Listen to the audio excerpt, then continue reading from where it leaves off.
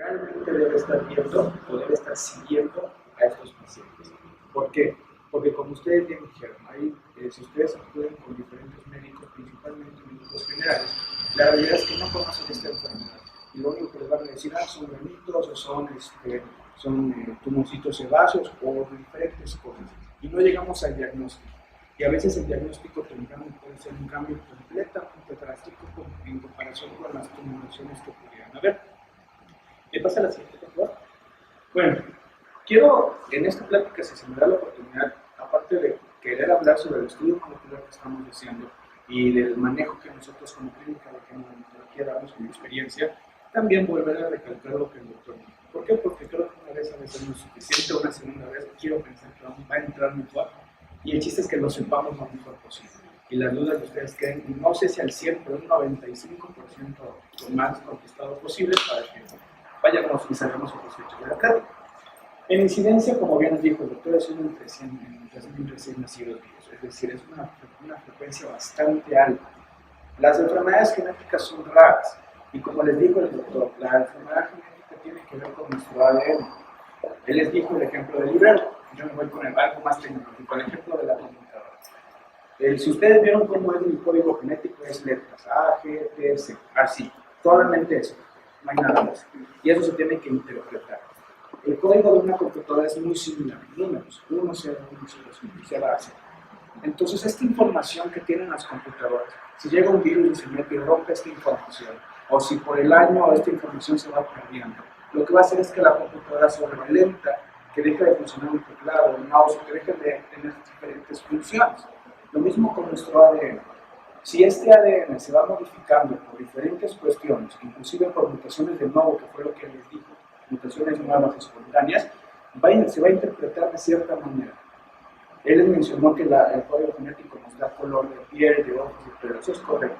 Por eso vemos a los pacientitos albinos que tienen mutaciones en el color de la piel, en el efecto del color de la piel. Por lo tanto, son blanquitos. Y la neurofilmatosis es una enfermedad en la cual se llama el gen, que es un gen que se conoce como gen inmunosupresor. Es un gen que la funcionalidad de él, como bien les enseñó, que voy a hablar un poco más adelante, es decirle a las células, ya, te reprodujeron bastante, vamos a pararlo. Entonces, si ese gen no está funcionando, la célula va a continuar, no tiene esa orden de parada para que se detenga. Y bueno, ese es el 50%, mutaciones de no, ¿cuáles? Porque luego nos llegan a la consulta, doctor, es que ¿de quién es la culpa? ¿Si mía o de mi culpa? O de mi esposo. Entonces eso no, para empezar no hay culpas. Y en segundo lugar, la gran mayoría de los casos son mutaciones nuevas, en las cuales cuando el espermatozoide y el óvulo se unen, en ese momento se forma una célula. Y de esa célula tienen que salir dos, de esas tienen que salir 4 y así exponencialmente hasta que se cree un ser. Esa gran maquinaria es casi perfecta, pero como cualquier maquinaria casi perfecta, como los coches Toyota, que supuestamente es la mejor, Mercedes-Benz y así, todos pueden tener un error. Y se viene en esa reproducción de las células, se comete ese error y simplemente llega esa mutación.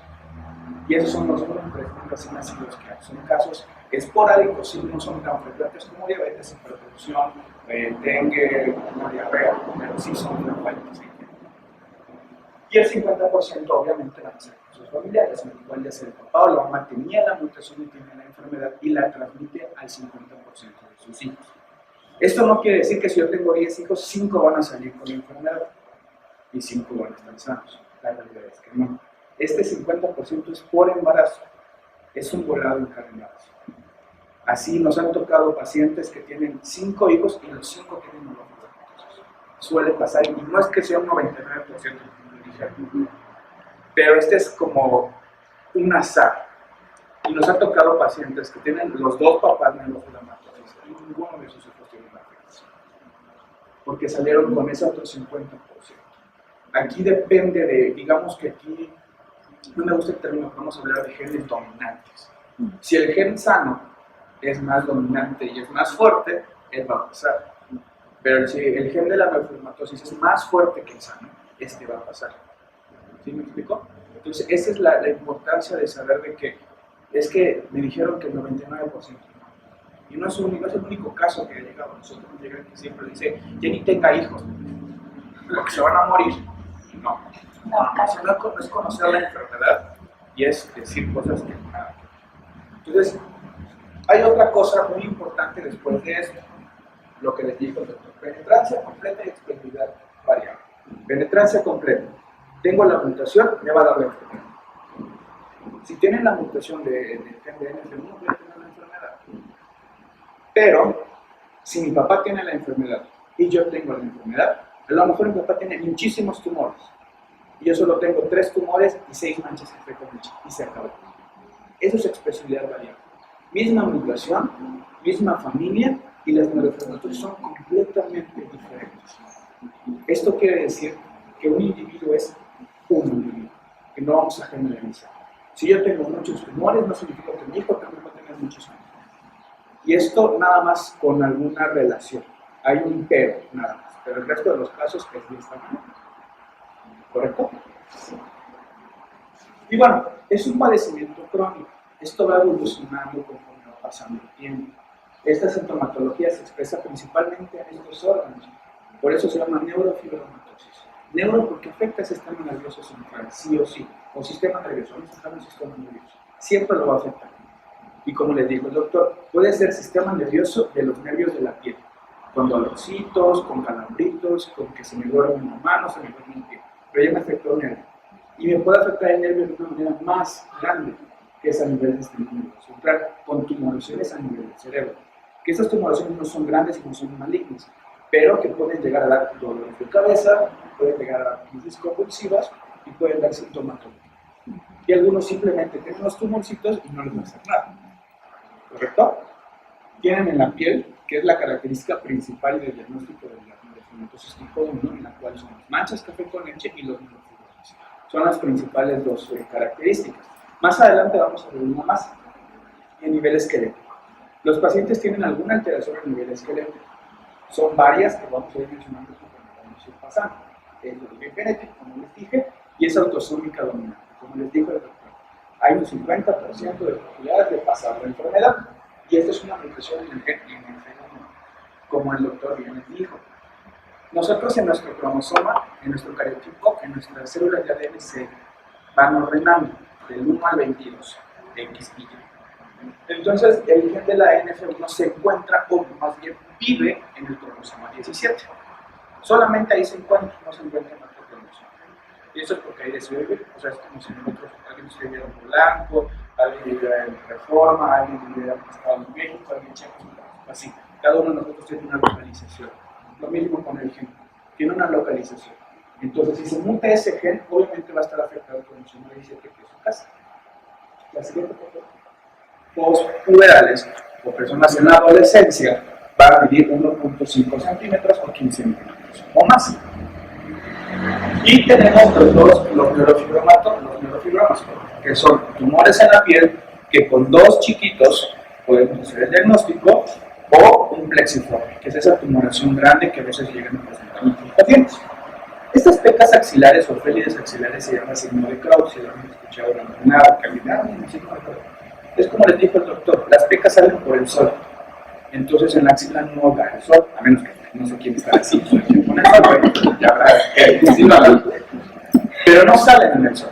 Entonces, al ver estas pecas en la zona axilar original es un dato muy característico del NF1, por eso es bastante importante. El glioma óptico, que es una tumoración que aparece principalmente en niños de 5 a 6 años, en los cuales se van teniendo alteraciones de pérdida de agudeza visual, inclusive prótesis, es decir, el ojo empieza como a crecer o a salirse de la zona. Y esta es lo más importante de hacer el diagnóstico de NF1, porque yo considero que el glioma óptico es una de las urgencias de esta enfermedad, en el cual no significa que vaya a perder el ojo, pero si se diagnostica a tiempo y le damos a tiempo, se puede quitar ese tumor y hacer de que se pierda la visión de ese ojo.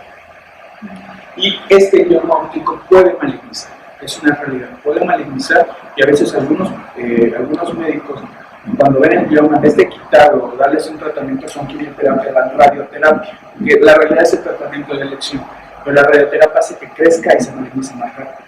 Entonces, el saber el diagnóstico nos puede evitar ese tipo de manejo y ya dar un manejo mejor e integral.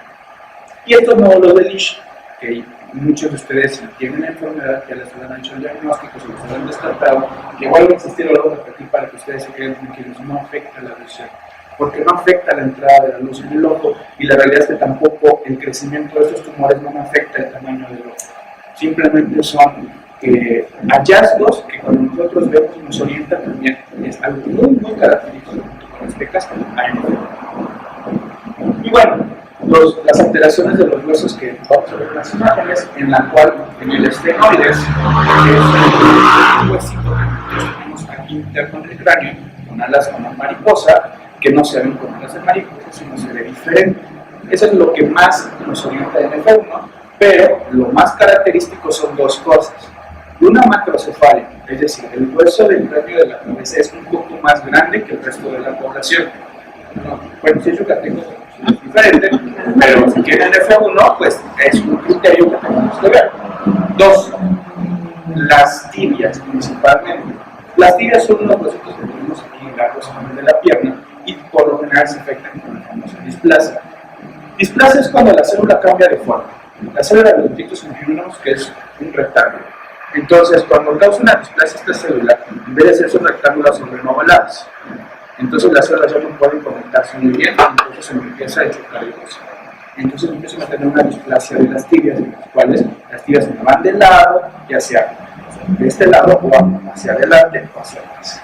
Correcto, se vuelve más delgado el hueso que se puede desformar y por lo tanto también puede dar una esclerosis. Y bueno, como les dijo mi compañero, un familiar de primer grado afectado es suficiente también para tener un criterio de diagnóstico. Bueno, aquí no se ve, y si se ve medio raro. Esto es lo más importante. Yo quiero que se quede claro esto. Es una expresividad clínica variable, en el cual si alguien tiene los 6 criterios, 5 criterios familiar, el otro puede tener solo 2. Y esto es universal. La siguiente, por favor. Y vamos a ver unas imágenes.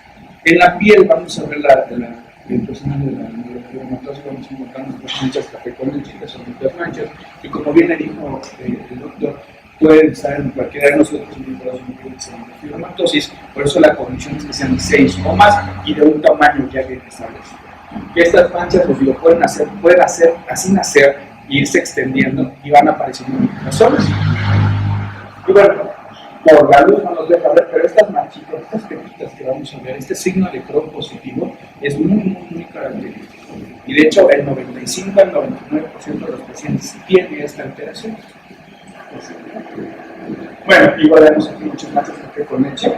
Vemos el signo de Crohn, que esto aparece desde la infancia, a partir de los 4 años aparece. Las manchas de café con leche, insisto, desde el nacimiento, por lo general siempre ven muy chiquitita que nadie le da importancia, pero siempre nacen y luego pueden aparecer otras. El signo de Crohn aparece aproximadamente entre los 4 a 5 años. Es muy difícil que nazcan con la alteración y se pueden extender. Pueden ser manchas bastante grandes en el mundo. Y bueno, estos son los fibromas cutáneos. Pueden ser de dos formas, cutáneos y subcutáneos. Cutáneos pues se ven, están sobre la piel y no hay ningún problema. Hay unos que se esconden, que son un poco tímidos y se van debajo de la piel. Insisto, si alguien ya pasó por nosotros, la consulta de genética, nosotros no solamente vemos, sino tocamos. Tenemos que pasar nuestras manos alrededor de la piel para detectar estos fibromas subcutáneos. Porque son más importantes. Estos pueden comprimir ciertas zonas o ciertos nervios, causando dolorcitos o causando que se parestese, que sientan que se está durmiendo una parte. Tenemos un paciente de 14 años que cada vez que respira profundo le da un piquete en el pecho, pues asustaron, pensaron que era el problema del corazón, y no, es un neurofibroma bastante grande que está apretando un nervio y cuando respira profundo la aprieta y da ese piquete. Es la importancia de saber una neurofibroma que puede ocasionar este tipo. Decir, por favor. Y para depender, pueden ser bastantes, pueden ser pocos, todo depende, incluso el tamaño puede variar. Por lo general los neurofibromas comienzan a una edad de 10 años cuando vienen cambios hormonales. Con los cambios hormonales crecen y aparecen más. ¿Correcto? Tal vez el único periodo en el cual puedan dejar de aparecer los neurofibromas es alrededor de las mujeres en los 55, 60 años, cuando ya no tienen la importancia de las hormonas menstruales, progesterona y estradiol.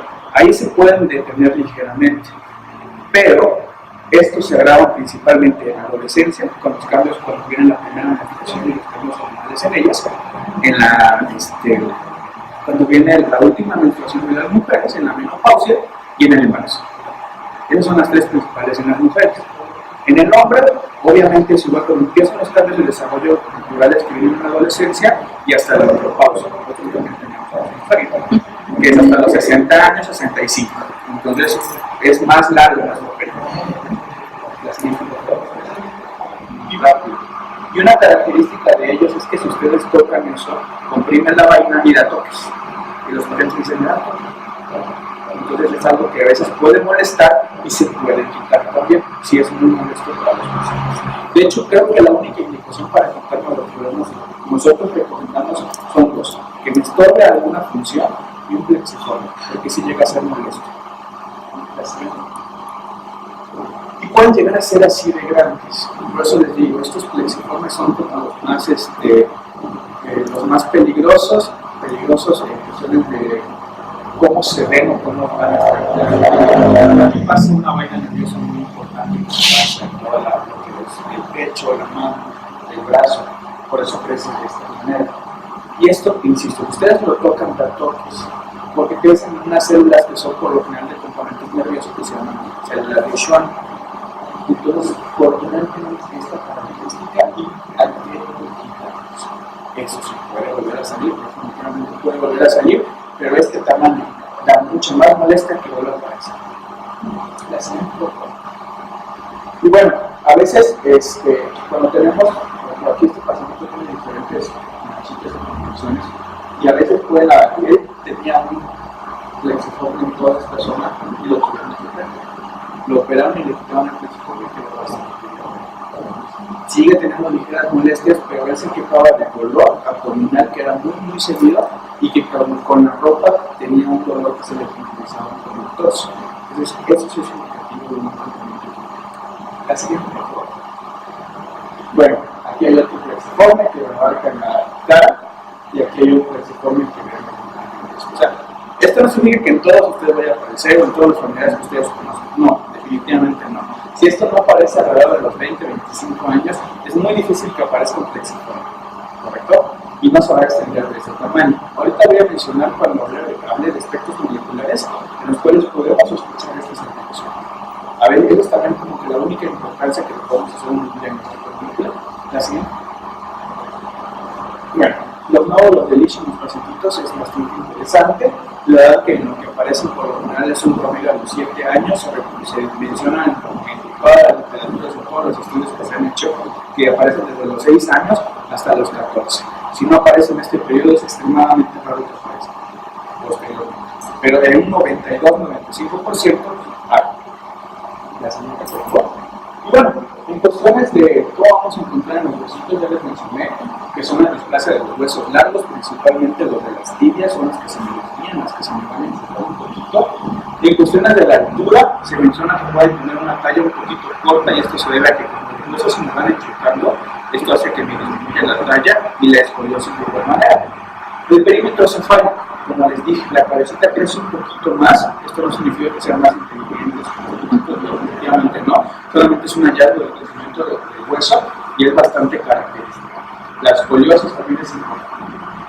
Y en algunos pacientes, principalmente en las mujeres, hay un riesgo importante de disminución del hueso, que me va a llevar a una osteopenia.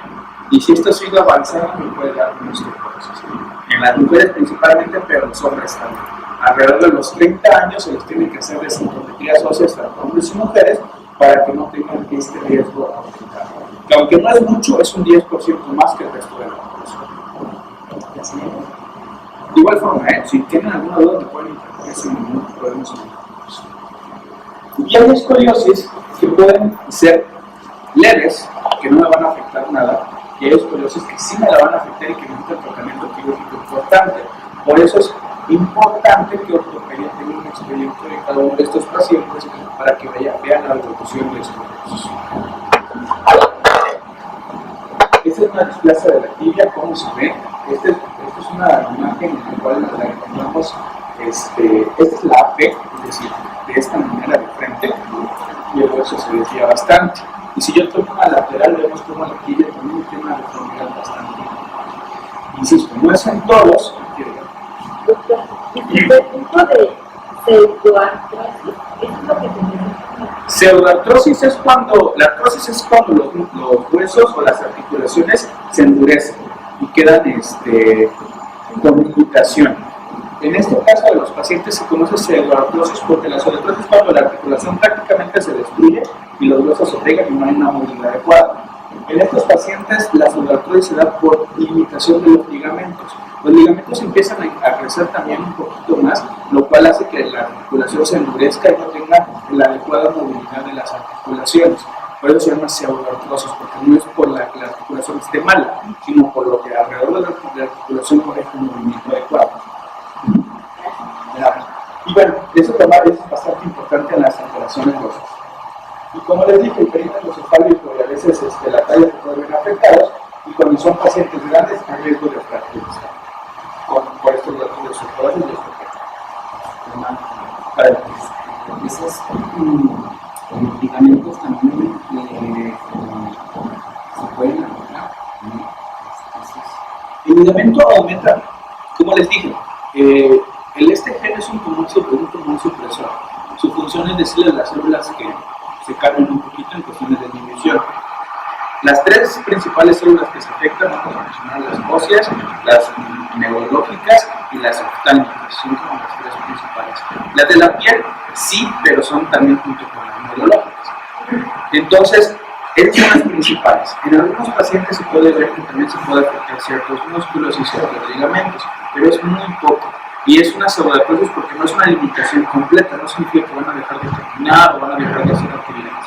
Pero cosas que con el tiempo podían hacer, por ejemplo, si ellos decían que eran muy elásticos, es un factor importante en las células en el intercambio de potasio. Que el potasio es un químico, bueno, es una sustancia bastante importante para el intercambio neuronal, para la señalización de las neuronas, y cuando se ve alterado es como cuando pasa una corriente rápida. Deja que la corriente pase muy rápido, haciendo que tengan las crisis convulsivas. Un 25-30% tienen dolores de cabeza que incluso se pueden ir aumentando hasta llegar a dolores de tipo migraña, que son bastante incapacitantes de los pacientes, y de igual forma hay que descartar que no tengan nada a nivel cerebral. Insisto, esto no significa que es un tumor muy grande, un tumor maligno, no, pero pueden ser tumoraciones pequeñas que estén dando molestias, que incluso se llegaron a operar y no pasa absolutamente nada. Porque son tumores superficiales, no son internos y no tienen que quitar nada a nivel cerebral. Y a veces tienen migraña de origen inexplicable, que aunque sí es cierto, como dice, hay que estar sacando la presión, porque la presión puede estar alterada en un 20% de nuestros pacientes, pero no significa que el dolor de cabeza está por eso. Y hay un 50% de pacientes emocionales que manejan a un término de discapacidad intelectual. No quiero que se queden con discapacidad intelectual, es igual a un retrasadito, esa palabra no me gusta. Discapacidad intelectual significa que las diferentes funciones a nivel cerebral empiezan a fallar en algunas partes. Por ejemplo, las matemáticas o el lenguaje comprensivo sistémico, física, matemáticas se complican en estos pacientes porque no tienen ese desarrollo a nivel cerebral, de esas células afectadas. Pueden tener algunos compromisos del habla, es decir, que les guste trabajo hablar más que otras personas, pero no significa que no sean inteligentes. Ellos pueden tener una vida prácticamente normal a nivel de intelectualidad sin ningún problema, y algunos pueden tener ciertas alteraciones. Principalmente, como les dije, son cuestiones del habla y del aprendizaje hacia matemáticas y física, y también cuestiones que le hacen el poco socializar con algunos pacientes, entre ellos mismos. Y pueden tener déficit de atención y problemas de conducta, muy leves. Y bueno, aquí yo les pongo este término que se llama UBOS, que significa objetos brillantes no identificados, que principalmente se observan en resonancia magnética. Esto de aquí es un criterio diagnóstico nuevo de neurofibromatosis, que antes no se conocía y que actualmente se está buscando integrar a los criterios diagnósticos. Es decir, yo hago una resonancia magnética y si yo encuentro lesiones blancas, no sé si ustedes pueden ver estas fotos, no sé dónde ven un estudio de resonancia magnética que no causa absolutamente nada, pero que se ve, es un criterio diagnóstico de neurofibromatosis. ¿Por qué nuevo? Porque se hizo un estudio en el cual hicieron a pacientes pediátricos principalmente con sospecha de neurofibromatosis tenían 3, 4 manchas de café con leche. Y al hacerles el estudio de resonancia magnética encontraron estas alteraciones y se hizo ese análisis en el cual tienen que puede ser un aumento de las células de Schwann que brillen o que se vean un poquito más en la resonancia, puede darnos la orientación a hacer un diagnóstico más temprano en la edad pediátrica. Pero insisto, no causan nada, son como las células, los lamatomas del iris, los deletions, no causan nada. Y esto es lo más importante, es lo que les digo, para mí es como que el plus de la neurofibrosis en cuestiones de la búsqueda intencionada de estos pacientes por esta alteración del glioma del nervio óptico, en el cual los vemos hasta un 15% de los pacientes, y esta alteración puede convertirse, se puede malignizar hasta en un tercio de ellos. Por eso es importante vigilarlos, y no sé si vieron ahí la presentación del doctor, decía seguimiento oftalmológico y entre paréntesis niñez. Por eso, hay que buscar este glioma del nervio óptico. Si lo encontramos, quitarlo lo antes posible para evitar la complicación del mismo. Y si ya tenemos la complicación, evitar que le den radioterapia para evitar la malignización, sino otro tipo de tratamiento. Y bueno, podemos tener tumores cerebrales, que ya les había comentado, que son menos agresivos, y tener tumores malignos del núcleo periférico. Como les había dicho el doctor, el principal de los neurofibromas, el plexiforme, que se nos puede malignizar, pero es extremadamente raro, aún así es un 5 a 10% como mucho. La siguiente, por favor. Bueno, otras neoplasias que son importantes seguir, porque a veces se les pasa a algunos médicos, es la leucemia femenina. Esto es rarísimo, esto se ve en 1 o 2% de los pacientes, y a veces se ha visto, ¿será en relación a la neurofibromatosis o es simplemente esto que yo les dio por casualidad? Porque la leucemia también tiene una incidencia ya establecida. Entonces, pero por si son peras o son manzanas, mejor vigilemos a los pacientes para que no les dé leucemia. Segunda, síndromes mielodisplásicos. ¿Qué significa esto? Síndromes en los cuales los glóbulos blancos se suben mucho más de lo normal, pero no son malignos, son premalignos. Y que si esto se deja de evolucionar, si estas células blancas empiezan a reproducir más, ya le pueden dar una leucemia, un linfoma, algo por el estilo. Y esto es lo más importante, cáncer de mama. Las pacientitas que tienen neurofibromas a nivel de glándula mamaria, a nivel de sus pechos, tienen un riesgo bastante aumentado de presentar un cáncer de mama al resto de la población, de un 30 a un 40%. Es decir, ellas tienen la indicación de que cada 6 meses tienen que hacerse una mastografía para ver que esos tumores sigan siendo tumores y no me revienten algo más. Les dije, el gen de la neurofibromina, o sea, el NF1, es un supresor. Si de por sí las mujeres tienen una predisposición bastante importante al cáncer de mama, y aquí en México todavía más que el resto de los países, el tener un gen ahí que no esté funcionando adecuadamente puede hacer de que las células de la glándula mamaria muten y causen un cáncer de mama. ¿Correcto? No solo neurofibromas, no, sino el neurofibroma hace que las células vayan perdiendo la función del gen de NF1, que vayan tranquilizando el avance de estas células. ¿Sí me expliqué en esta parte? Entonces, las pacientitas tienen que tener este seguimiento muy estricto en cuestiones del cáncer de mama. Ya hablaron de esto, de la herencia leucémica dominante, no me voy a meter nada más. Recuerden que si tenemos a alguien que tiene hijos, tiene 2, 3, 4, 5, 6. 2 de ellos tuvieron la enfermedad, no completamente todos, tampoco uno o ninguno, sino hay un 50% por cada embarazo de tener la enfermedad. Y aquí vamos a ver letritas, y esto es para una comprensión un poco más fácil. Como les dijo el doctor, nosotros tenemos 46 cromosomas. 23 vienen de papá y 23 vienen de mamá. Lado derecho de ustedes es papá, lado derecho es mamá. Entonces lo normal es que sean en minúsculas. Pero cuando tenemos una mutación, esto ya se vuelve malo y se vuelve mayúsculas. Esta fue, vamos a poner la cama, esta fue la mutación 9. El papá tuvo la mutación 9. ¿De acuerdo? Que pues, posiblemente vino del alelo o del cromosoma del papá. Ahora, si este cromosoma, si este gen pasa, se tiene la enfermedad. Pero esto es uno y uno, un cromosoma de mamá y un cromosoma de papá. Entonces, si papá pasa la letra chiquita y la mamá no requiere los dos, el paciente no va a tener las noticias de no va a tener la enfermedad, ¿correcto?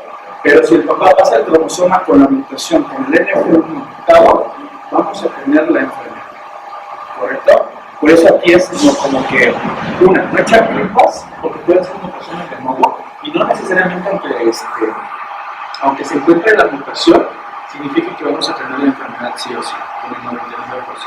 Pero esto es por cada embarazo, y el cuerpo pues va a agarrar, y a veces el cuerpo puede agarrar de lo mismo, a veces puede no agarrar de esta A mayúscula, puede agarrar de la minúscula, y los pacientes avanzamos, ¿correcto? Por eso la decisión de embarazo es con ustedes, es personal y es con un seguimiento, ¿correcto? Si ustedes, alguien se quiere embarazar y tiene una enfermedad, puede hacerlo con todo el gusto sin ningún problema. No significa que tengan las embarazo antes, realmente no. Nada más que, bueno, hay ese riesgo de que el hijo tenga. Y por ejemplo, en este hijo, si ella quiere tener más hijos, aquí ya se rompió la cadena. Aquí se rompió la descendencia con esta enfermedad, y como bien les dijo el doctor, tienen el riesgo que yo tengo de que mis hijos tengan enfermedad. 1 en 3.000. Así, ¿no? Sí, perdón, sí, no se puede. Me he dado cuenta también que, por ejemplo, se da mucho en mellizos. Yo voy que hablo de mí. Yo soy cuate con mi hermana, pero somos cuates. Cada quien trae su paciente. Adiós, a la vida que ella no está preocupada.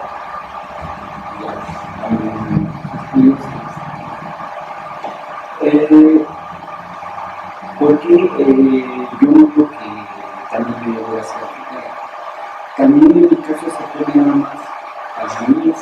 Exactamente. Es que aquí tenemos que ver que en gemelos hay dos tipos de gemelos, monocigóticos y disigóticos. Cuando yo hablo de disigóticos, significa que 2 óvulos se fueron fecundados y esos 2 óvulos hicieron el embarazo. Estos son los 4, ¿correcto? Los cuales son dos personas diferentes que fueron al mismo tiempo. Que sí tienen cierto parecido, sí, claro, pero no son gemelos al 100%. Entonces, me regresa, perdón, anterior. Aquí ya aplica esta ley, porque cada una recibió este cromosoma y este cromosoma. Porque son por ejemplo, 2 óvulos y 2 espermatozoides diferentes. Entonces, a lo mejor solamente uno de ellos traía este A y el otro espermatozoide traía este. Mientras que los óvulos venían sanos. Entonces, aquí fue la fecundación y tuvimos, por ejemplo, el hermano afectado y la hermana sana, en su caso. Pero cuando son gemelos monocigóticos, ¿qué significa? Un óvulo y un espermatozoide. Estos se dividen inmediatamente en 2 y de estos 2 van a formar 2 individuos diferentes. Aquí sí, los 2 van a tener la enfermedad. ¿Por qué? Porque si tuvieron el espermatozoide con A, como se dividieron y esas 2 células son exactamente iguales, van a tener la misma enfermedad. ¿Sí me expliqué? Esa es la diferencia entre los gemelos. Porque hay gemelos monocigóticos que son de una célula se forman 2 niños, y los disigóticos, que son 2 completamente diferentes que vienen en un solo embarazo. Bueno, vamos con el siguiente. Bueno, aquí nada más es. ¿Sí? ¿Está claro? Sí, ok. Bueno, nada, eso es un ejemplo de un árbol genealógico. La siguiente. Y bueno, esto es lo mismo que les explicó el doctor. Aquí tenemos nuestro gen. Nuestro gen tiene ciertas características, ciertas estructuras que es bastante importante, inclusive de nosotros saber por clínico, en el cual tiene diferentes exones. Y hay exones que, los exones que son como rayitas dentro del gen que tienen una función importante para formar proteína. Un gen es una tirita que va a hacer que se forme una proteína, y esa proteína tiene una función. Entonces, cada exón tiene, vamos a decir, va a formar una parte importante de esa proteína. Bueno, aquí tenemos a nuestro gen de la NF1, me va a formar lo que es la neurofibromina. La neurofibromina va a actuar sobre una serie, una cascada muy grande de señalización, en la cual, como les dijo el doctor, principalmente va a ser una que se llama RAS, una proteína que se llama RAS, que estaba escrito ahí, está. Y esta vía de RAS va a ser una cascada. ¿Cuál es la función de RAS? Hacer diferenciación y proliferación celular. Hacer que las células crezcan y se diferencien. ¿correcto? O sea, que pasen a hacer lo que tengan que hacer, célula de Schwann, célula de los huesos, célula de los. Entonces, lo que hace la neurofilomena es, tranquilo, ya te dividiste lo suficiente, ya detente. Se pega a esto y la vuelve inactiva. Entonces, si la neurofilomena no está funcionando, va a decir, tranquila, no te actives. Pero ¿cómo es la forma que la inactiva? Pegándose. Pero como no está bien hecha, se va a intentar pegar y se cae. Entonces esta manera que la RAS sigue haciendo su trabajo. No hay nadie que le diga que no. ¿Correcto? Esa es la forma en que funciona la neurofilomena. Entonces en cuestiones de molecular, eso es lo importante. Veamos que rojo es parado y azul es que se sigue. Entonces aquí la neurofilomena sí se pegó y sí le detuvo la vía RAS. Mientras que aquí se intentó pegar, no pudo, o a lo mejor ni hay, pues no la va a romper.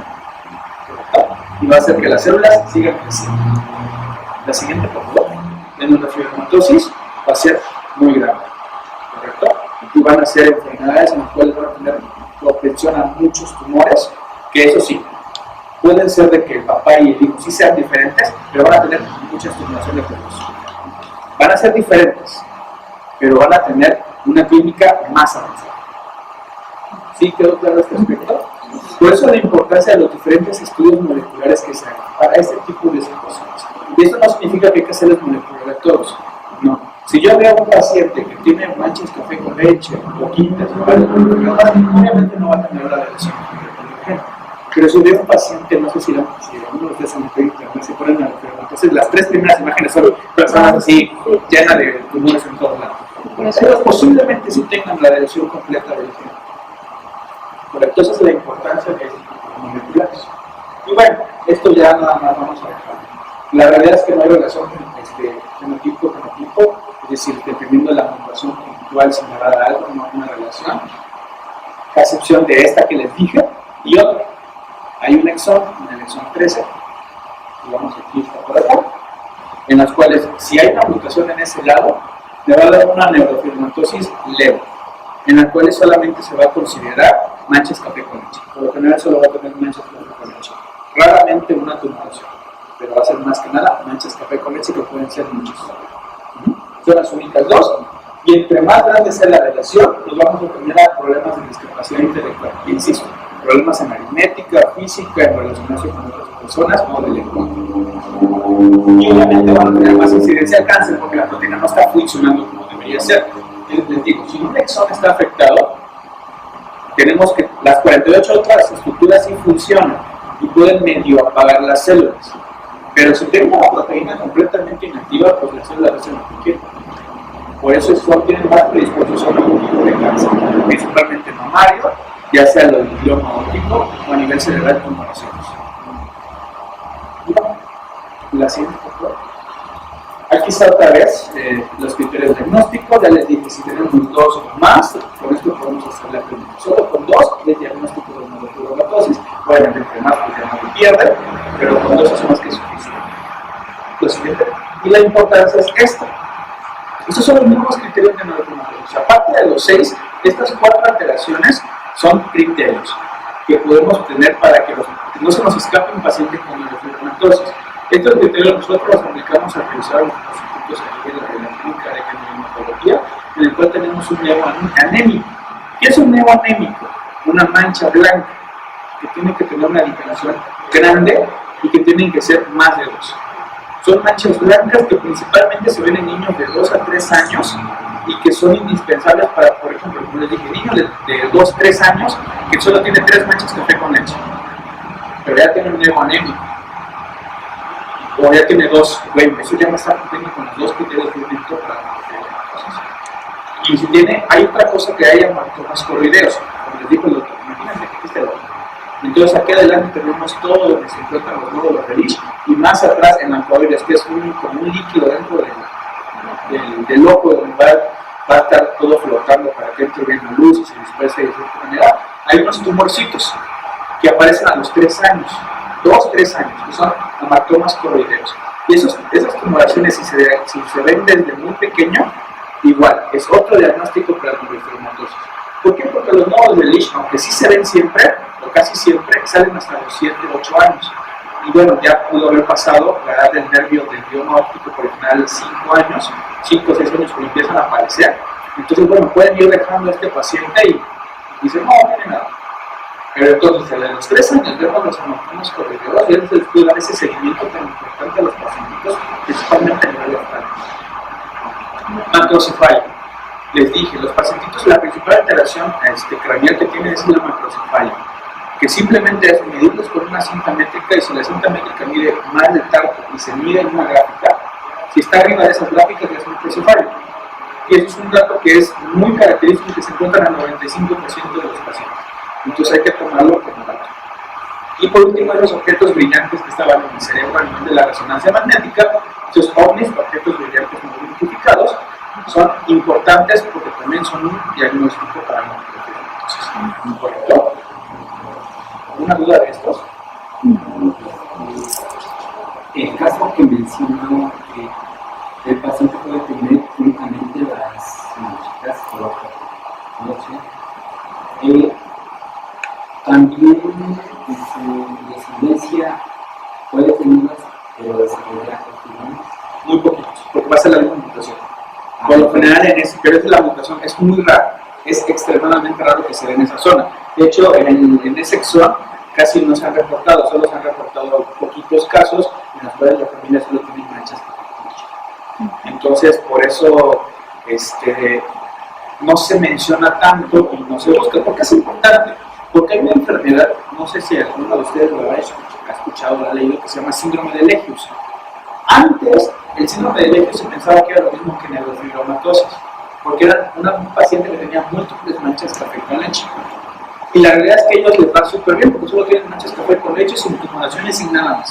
Solo manchas café con leche.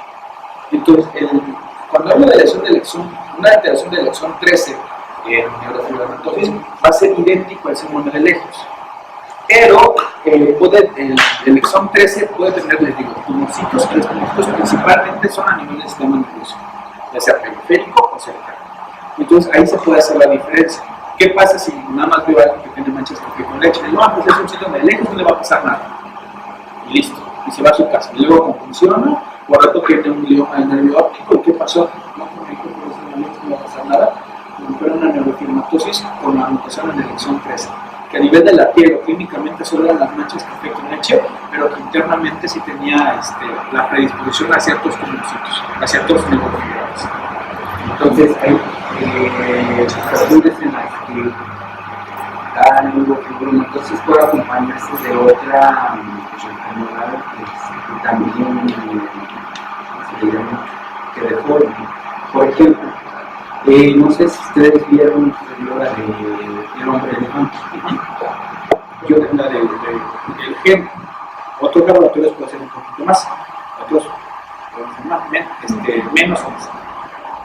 Nosotros metimos un protocolo de estudio en cuestiones de hacer un estudio que se llama MLPA. ¿Qué es el MLPA? Imagínense que este es el gen que nosotros tenemos cada letra es un exón. La secuenciación sería abrir cada letra y ver que cada letra esté perfectamente bien delimitada. El MLPA no. El MLPA me agarra y me dice, voy a ver de aquí a acá. ¿Está la E o no está la E? Voy a ver de aquí a acá. ¿Está la E o no está la E? Eso es un MLPA. Si está o no está cada exón, y por último, cómo está el gen. Si está completo o no está completo. La literatura, todas las cosas científicas me dicen que solo el 5% de los pacientes, de 105 van a tener la alteración. Y eso es lo que nosotros queríamos buscar, porque les mencioné, en el exón 17, que es esta, la D, es la que les dije que solo son manchas café con leche por fuera, pero por dentro pueden tener fibromas. Y la elección completa del gen nos puede dar más tumoraciones y más cáncer. Entonces, lo que nosotros queremos ver es cómo se asocia la neurofibromialgia aquí en México. Y establecimos el MLPA para los pacientes que están aquí, los que se les pueda ofrecer. Entonces, ¿qué estamos encontrando en nuestros pacientes? Que no solo son 5 de 100, que son 25, 30 de 100. Entonces, ¿de qué me está hablando esto? Es que antes no se hacía este estudio y que se dejaban estos pacientes. Y hemos encontrado 3 pacientes con mutación de elección 13. con esta red, en los cuales solamente tenían manchas café con leche, y de hecho que nos los mandaban con un probable síndrome de Legius, es decir, con solo las manchas café con leche sin otra alteración, pero que sí eran neurofibromatosis. Y aquí ya la asesoría cambia, ya los riesgos cambian, ya el seguimiento cambia completamente. Y hemos encontrado 2 pacientes que tienen la lesión completa del riñón.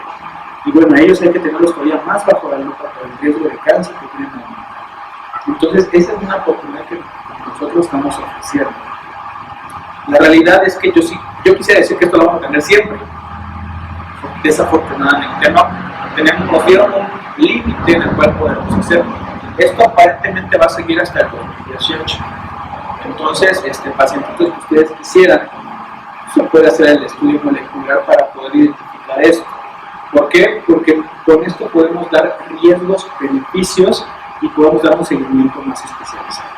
En pacientes que tengan la lesión completa hay que estar buscando, hay que estar buscando los cánceres que puedan ser más frecuentes asociados a ellos. En la lesión 13, de hecho, tenemos muchos pacientes que solo tienen las manchas café con leche que queremos ver que sean neurofibromatosis o que descartados para darles otro tipo de asesoría y que no se queden entre será o no será. ¿Qué quiere decir esto? Si esto sale negativo, porque si hemos tenido, imagínense, voy a hablar solo de los 100 resultados que se tuvieron en el 2016, el año pasado. De estos 100, 26 salieron con enfermedad, o sea, con una alteración. De los otros 75, nosotros estamos seguros que es neurofibromatosis. ¿Qué quiere decir? Que si sale negativo no significa que ustedes no tengan neurofibromatosis o que el familiar no tenga neurofibromatosis. La tienen, pero estamos buscando alteraciones que puedan incluso complicar al paciente o que se puedan subdiagnosticar con otro tipo de enfermedades. Entonces, es una ventaja que estamos ofreciendo aquí en el Hospital General de México y que está abierto para cualquier público. Hasta ahorita no tiene ningún costo. Ha sido gratis, tal vez en algunos casos que es una módica cantidad. El hospital no es público al 100%, no se absorbe todo como en el IMSS o en el ISSSTE a veces. Tienen que, el hospital apoya una gran parte, pero a veces el paciente tiene que aportar un poco. Todo esto dependiendo de cómo es el perfil socioeconómico. Si el perfil socioeconómico avala este estudio, pues es gratis. Si no, tienen que dar una cantidad ligera, que sería entre 300 pesos, cuando mucho, 400, porque mucho me han durado, y que si se hace por fuera este estudio, saldría 15,000 pesos. Entonces, bueno, si es un sueldo completo de ese tipo de estudios y que se está realizando. Insisto, creo que solamente se les ha cobrado a 15 pacientes, si no mal recuerdo. Entonces, la realidad es que está abierto para todos. Son protocolos de estudio que se están analizando, que estamos viendo para ver aquí en México, que la realidad, por ejemplo, si mencionas de 1 a 3,000, pero en México, o sea, yo creo que hasta 1 a 2,000, habría que actualizar esas guías. Es un país que tiene bastante pacientes con neurofibromatosis y que aún así sigue siendo triste que varios médicos no conozcan la enfermedad. Entonces, por eso es esto, ¿no? Invitar a hacer ese tipo de estudios para que tanto los pacientes mexicanos conozcan la enfermedad, tanto como nosotros los médicos lo empezamos a ver y poder ver y darle el seguimiento a los pacientes. Y ya sobre esto, después a la siguiente foto, esa es la del MLPA. Al principio se seleccionaba a ciertos pacientes y se le hacía un estudio completamente diferente. Teníamos al principio el MLPA solamente para el exón 17, para hacer la diferencia. Pero ahorita prácticamente se le está haciendo a todos. Nada más para que sepan. Antes, en un principio solo que hacía ciertos pacientes, ahorita ya se hace a todos, sin ningún problema. Los que están a cargo de la investigación son estos doctores, la doctora Refugio, la doctora María del Refugio, que es la que está a cargo de la clínica de genodermatología, junto con el doctor Casarín, que es nuestro médico dermatólogo, que es un excelente médico dermatólogo, son los que llevan la clínica de genodermatología, pero todos los médicos que estamos aquí, tanto el departamento que hace el estudio, tanto todos los de genética, estamos realizando el estudio molecular para pacientes que incluyen para todos los que tengan neurofibromatosis. De aquí hasta que literal se nos acaben las muestras, porque nos mandan un inventario en el cual son como protocolos que nosotros tenemos que ir poniendo en cada muestra para poder hacer el estudio. Entonces, hasta que se nos acaben esos muchos protocolos, Yo estoy viendo